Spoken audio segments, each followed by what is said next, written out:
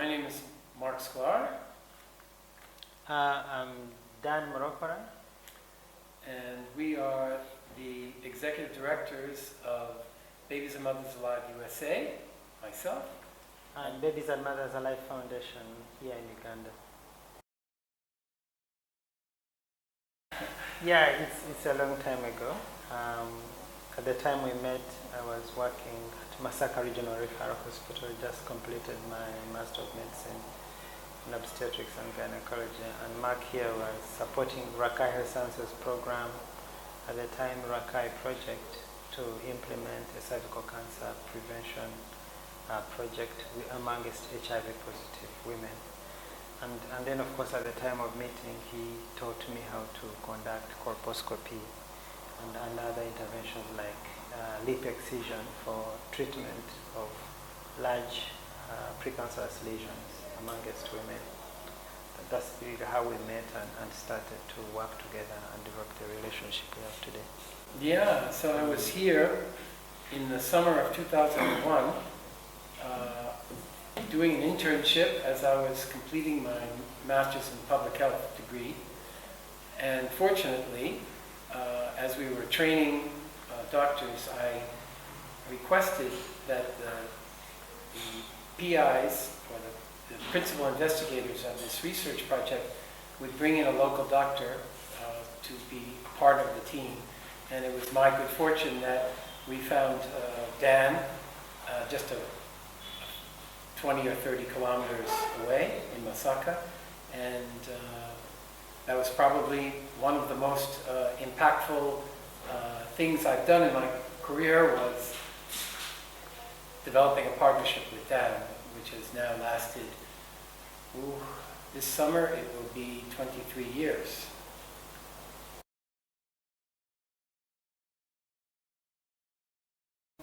Basically, our start of the work was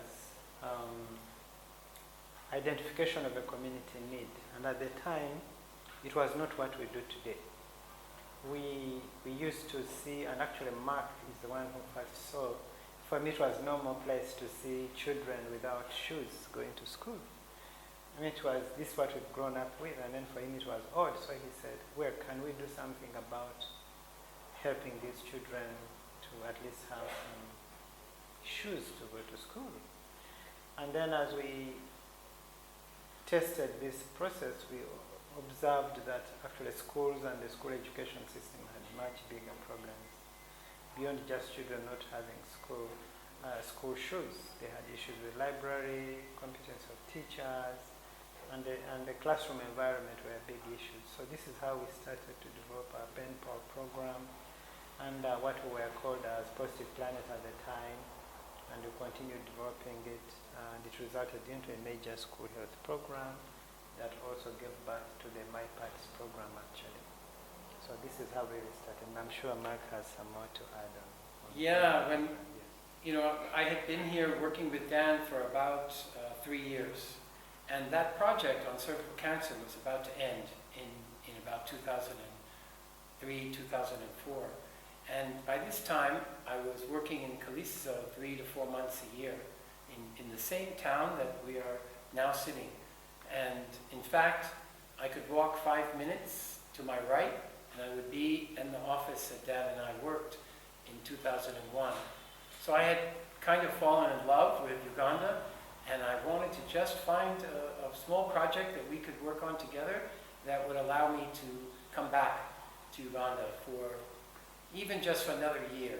So when we first started, I don't think either of us were really thinking that we were creating an organization. It was just a small project that we would do for some period of time. And frankly, it was motivated a lot by my children, because I wanted to give them a project that they could also, as small children, participate in. So helping schools was a natural fit. And we always, in the back of our mind, had a vision of doing an innovative, community-based health program that would improve the quality of health for mothers and babies, which we knew was a big, critical need. And as we were both obstetricians, that was really what we were passionate about. but we never had the money, the resources. We started this project with just $5,000 in the first year. So we were limited until around 2015, when, thanks to a generous grant from the Puffin Foundation, we were able to just launch the first Babies and Mothers Alive, or BAMA program. So it was a good 10 or 11 years before we really could do what we had kind of envisioned. And even I remember Dan and I sitting in a house in New York for our weekend, working on our plan for BAMA when we had no money.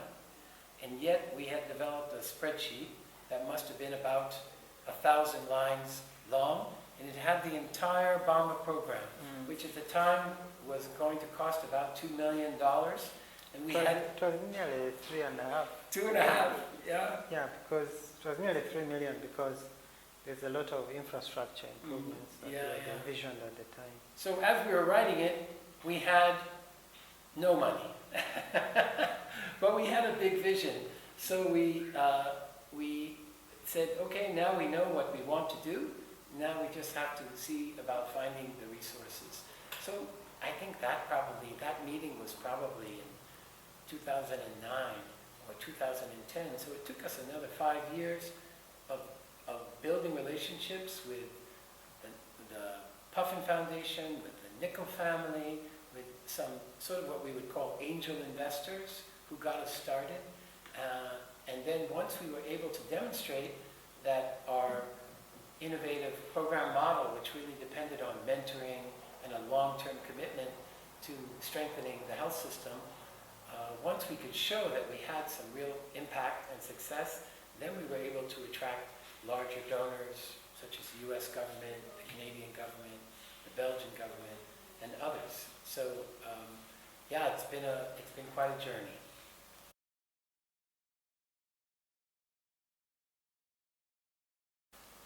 Well, I think really, to be honest, it was always our vision, because both Dan and I were doing that kind of work as consultants for other NGOs, global NGOs.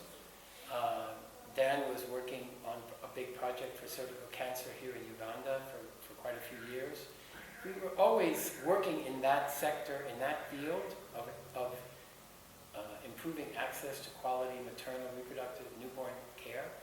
But it was just a question of building the relationships with donors over many, many, many years until we got to a point where we were able to inspire a few of them to be very generous and give us the basic startup capital that could get us started. So it was really just about getting the resources. The vision was always there, I think. Don't you agree? Yeah, vision was there, but of course from the school program, of course, as we learned along the way, there were not that many donors who were willing to support school infrastructure, because this is an expected deliverable of government. And I think we see it also in health, that this is an expected delivery of government, and therefore you would not find a lot of resources going into infrastructure. But on the soft side, on quality of care, trainings, mentorships, buffer stocks, and all these other areas that keep the health system working are the areas that we continue to support. Because as we saw in the beginning, we had a lot of, our data was showing that there is a lot of complications and deaths occurring, sometimes within the health facilities. So the focus was, what can we do in improving quality of care amongst the women who come to us? And then later on, as we perfected that area, then we looked at how can we deal with the issues of not deciding to come for health care, and therefore went into addressing the issues at the community and family level. And then later on, in terms of shifting, then we added the transportation solution that helps us to deal with delay number 2 of access to healthcare. So that's how we have been moving. Currently, we still look at the whole spectrum, from improving access to information, awareness and demand, community and family level, facilitating, reducing access through transportation, And then lastly, improving quality within the health facilities for the women that make it to the health facility. And I think that informs our long-term vision going forward. Well, to me, it's no question. It's been the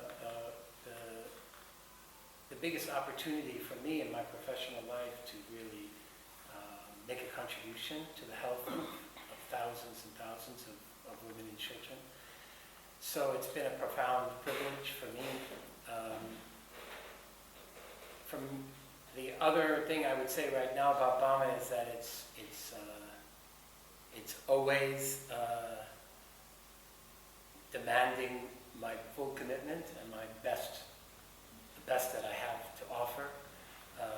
It's not easy to continue to grow an organization like this. We have 2 Western staff out of a staff of 45 full-time staff. So it's obviously a locally led organization and locally driven. So, for me, it's just an opportunity to do whatever I can to help this amazing team, Dan, and Dr. Eleanor, and the rest of the team to continue to thrive. So it's why I get up in the morning. Next to my children and my wife, it's been the most joyful part of my life, so I'm very, very grateful. So for me, BAMA is more like a lifelong mission, because look at it in the sense of you have a seed, you plant it, then you tend it, it grows, but you know that this plant you've grown needs to continue. It needs nourishment, it needs guidance so that it can mature. And so, for me, it's something that gives you motivation to continue to feel that you're doing something for the country. I know that I've worked in fair larger capacities. For example, if you look at the regional referral hospital as a director there in the early 2000s, we had a population of about 4 million. So these 2 districts had about just over 500,000. Now we've added more. We're nearing over 1 million people. We're serving these ones. But this is more intense because we look at issues right at the community level, and we're touching individual families through our programs and through other people. So that alone is good for me to keep thinking, what is the next grant we need to write to keep work going. But also please note that here you have a team of 45 or 47 staff. They have friends, they have families, so you continue to think and say, there is a contribution that I'm making into the lives of each of the individual staff members. So that also keeps you going to say, while I'm offering service to the community, I also have this cohort of people that work with me that also must continue to live. And through the work that we do, they also continue to thrive. And this is why in our thinking currently we're looking at thrive is a major word in terms of maintaining families stable. Thank you.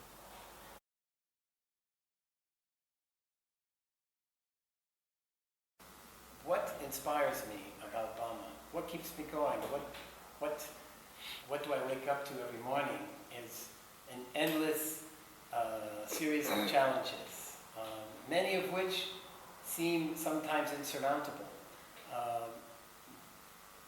So when your goal is to transform a health system in a country like Uganda, it's not a project for the faint of heart, and it's also not a goal that you are necessarily going to achieve even in your own lifetime. So there's always a mountain to climb that always sometimes seems like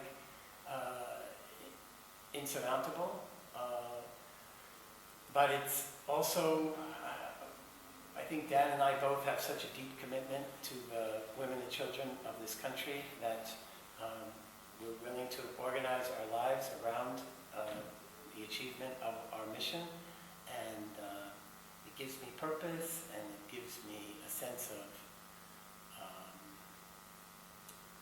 of pride and joy to have my life be meaningful. So so that's really what gets me up every morning. Now, in our line of work, you have to look at, like they say in football, keep your eyes on the ball. And the eyes on the ball in this case is, how are we scoring in terms of reducing morbidity and mortality amongst women who are pregnant or have just had children, or amongst the newborns and within their first month of life. And so we know the process that people go through, and we know that for us to get to the result, there are multiple areas of intervention.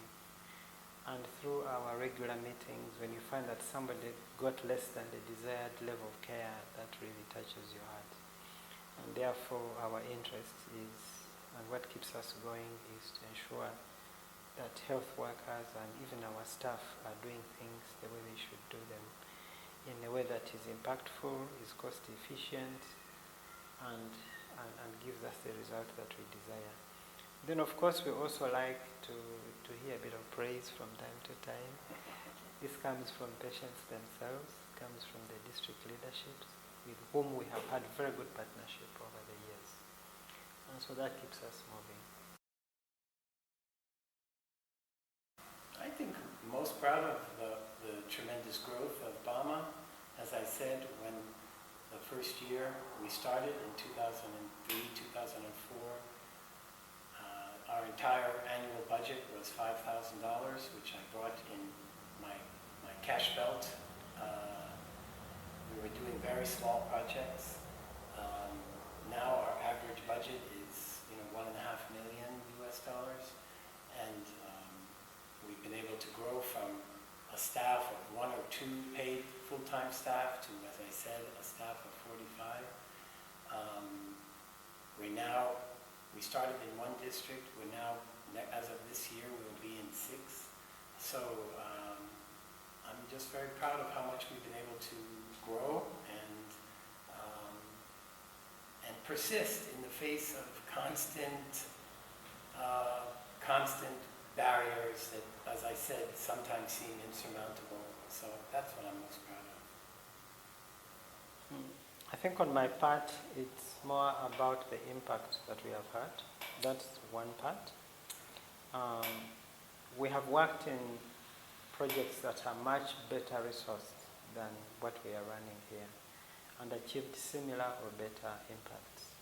That one is something that personally I'm proud of, that we can do the same intervention in a cost-efficient way and achieve the same result as one other project that is doing work with a much bigger budget, with more people, yet we're working with less people, and not necessarily the most high-end people, because it's within our budget. It's not easy to attract a person like myself to work in this work. We'll have even 3 of me in this kind of project because we can't afford them. And so the fact that we can have those impacts, that is something I'm proud of. The second one, of course, I have similar feelings like Marc here, that we have grown an institution when we actually, initially, I don't think we're even intending to make an institution like this. It was just, well, let's do something as a hobby, walk to Matale Primary School, let's show these children what they are doing. Then we said, let's do something in maternal health. But we did not envisage that we are going to really look and aim at the big, big picture until we started writing our annual strategic plan. And then we said, okay, I think we can get there. And so while we are in the range of 1.5 or so million annually, we would also like to be that go-to institution, nationally and internationally recognized, where you would say maybe I'm in the range of 15, 20 or 30 million, that I can have much more impact across a much larger area. And this is really, we are proud of growing the institution, but also looking at where and how far could we take it to achieve much more impact. Thank you.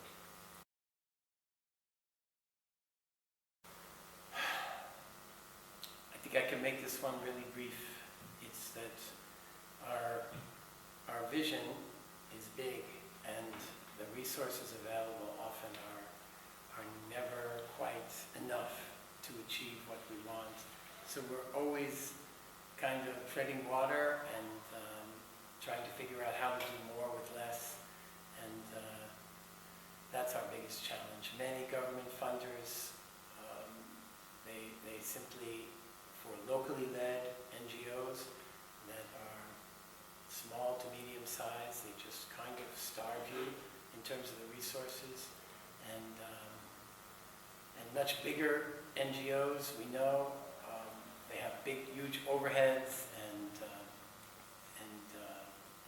frankly waste a lot of money. So it's to me, that's our biggest challenge, is if we could just get to a point where we had some reserve, we had enough resources to actually do what we know to do, that we know will really make a huge impact, that would be just my dream. So, but this is the life we've chosen, Dan and I, and so we are just having to do the best we can with what we have. I think in addition to the financing challenge, which I think right now affects even some of the big institutions, I think over time we have seen a fatigue amongst donors. It's growing, and that affects the success of the grants that we write. And so that is challenge number one. Number two, also as you grow an institution, there are lots of local factors that come into play. You need to attract and retain the best staff. You need to pay taxes on their behalf. You need to ensure that they are paid what will keep them with you. That's retention. You have to keep on doing capacity building amongst the staff. You also have to maintain a level of oversight and supervision, which is also a full-time job. So splitting your attention from strategic direction and guidance and fundraising to day-to-day implementation of work, ensuring that people do what they're supposed to do, is also not an easy thing. So growing the institution, yes, we are proud of it, but keeping it growing is like, I think, growing a family with children. You have to make sure that the institution is well nourished with all the technical support to thrive. And therefore we work around the clock to ensure that all systems are in place. And I think we've done a good job at building all the policies. We are URA compliant in terms of tax. We are compliant with all the other NGO-related policies, the legal frameworks. All these are tenets of ensuring that you are eligible for financing. So anyone out there interested in working with us, I think we really the institution now with all the systems in place to continue to work. Thank you.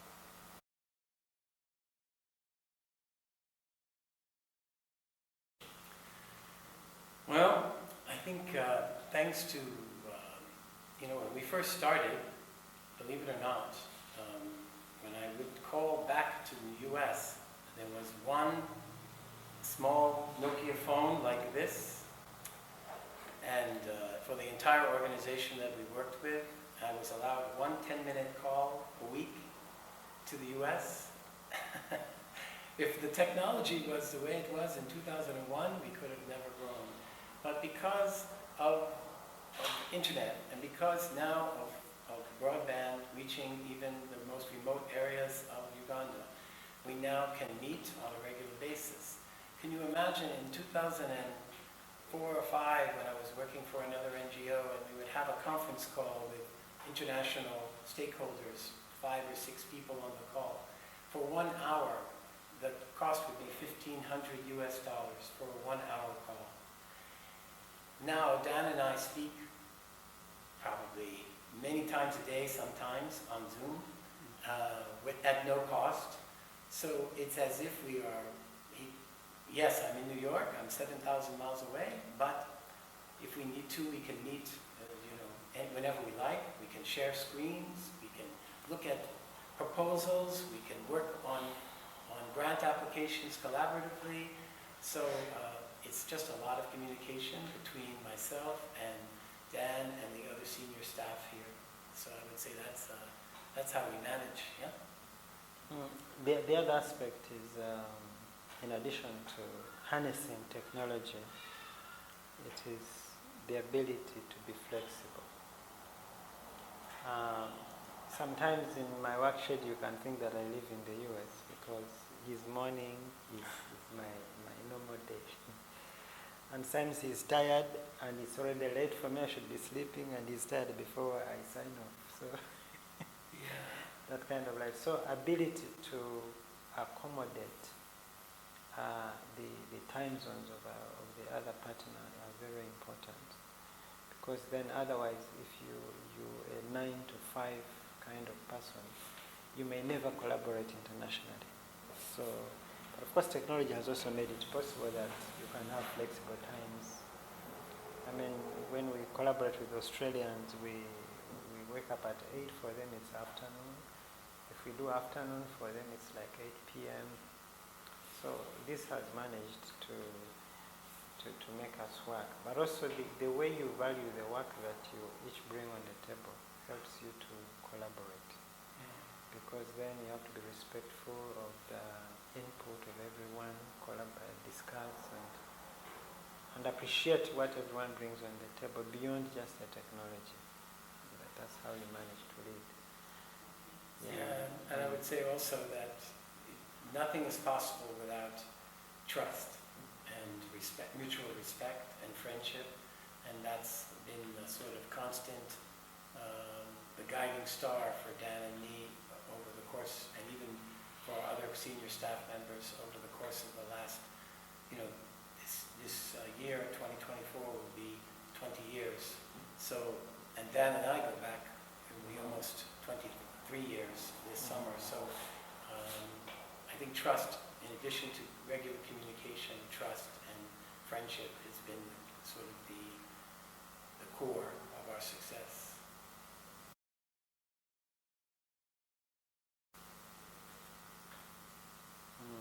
Of course, I alluded to development of policies. The first time we started working, we just thought, oh, okay, I'm an expert in maternal health and therefore I can just wake up one morning and do things. But later on, we learned that you have to have different professions, even though it is a health NGO. You must have different professions bringing their expertise on the table. You have to have finance, you have to have leadership and governance, you have to have program management, you have to have audit, you have to have support of the board. Initially we didn't even have a board, and then later it was impossible to do anything, not even opening up a bank account without a board resolution. So all these are things that we have learned, that you must build systems that work even in your absence. So right now, even with the beauty of technology, and we adopted that a lot later, because I think some of our finance staff were not tech savvy. So we said, why do I need to sign every check, yet I can approve online? So these are all things that we learned as we go forward. Then of course we learned in building relationships with the districts. You can't get in any district in this country and succeed without their local support. Even though we put in a lot more, but you need them on the receiving end to also create an enabling environment for you to be able to work and therefore stakeholder engagement and support is very important. Also working with the Ministry of Health and ensuring that you are within the standards and guidelines, follow protocol, and you also engage them and ensure that whatever you do is aligned to the health policy, the health strategy, and also the other government instruments that are out there. So these are the lessons we learned in building the institution, partnerships, and also internal management and capacity for the organization to function the way it is supposed to function. Yeah. Yeah, we just add so much of what Dan said is what I've also learned, but in addition, that you can't be afraid of failure because it is your constant companion when you're doing work like this. Things are not going to always work out the way you want them to. You're going to have to keep persisting, and if you're persistent, over time you will learn what you need to know. You will learn from your own mistakes, and